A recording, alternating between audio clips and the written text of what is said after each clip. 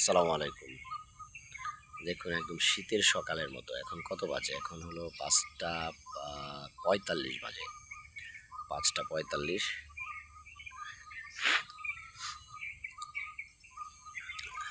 এত কুয়াশা!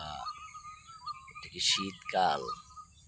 হ্যাঁ, বৈশাখ মাসের আর কয়দিন বাকি? আর ১৩ দিন, ১২ দিন। ১২ দিন পরে আর বৈশাখ মাস আসবে।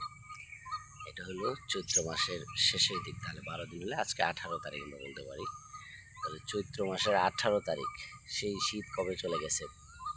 বৈশাখ সরি শীতকাল হলো কোন কোন মাস ভুলে গেলাম কেন? পৌষ আর মাঘ।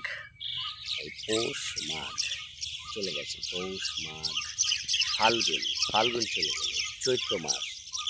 চৈত্র মাস চলে গেল প্রায়। আর ১২ দিন আছে। দেখুন আমি যেখানে আছি এটা হলো রাজেন্দ্রপুর সেনানিবাস। রাজেন্দ্রপুর সেনানিবাসের একটা সেনানিবাসের বাইরে এটা বাইরে বাইরে একটা বসতি। এখানে খোলামেলা জায়গা, এটাকে বলে কলা বাগান। যদিও কোনো কলা গাছ নাই বা কলাও নাই, হয়তো আগে ছিল কলা গাছের বাগান ছিল এখানে। আমি যতটুকু শুনেছি এই যে এটা একটা ছোট্ট খালের মতো, ওরা এটাকে কী যেন বলে এবং একটা নামও আছে, এটারে ভুলে গেছি।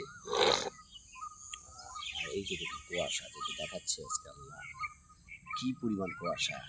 হ্যাঁ, প্রচুর কুয়াশা।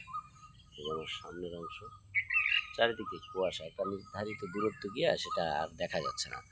মানে এমন শীতের কুয়াশার মতোই, বাট পার্থক্য একটা হলো যে শীতের কুয়াশায় মানে এই ঠকঠক করে আমরা কাঁপি, বাট এখানে কোনো কাঁপছি না। এখানে আরাম লাগছে, আরও ভালো লাগছে।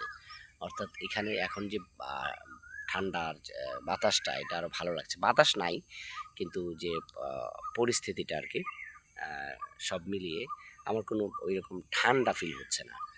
জাস্ট শীতের যে দৃশ্যটা সেটা দেখা মনে হচ্ছে আর কি।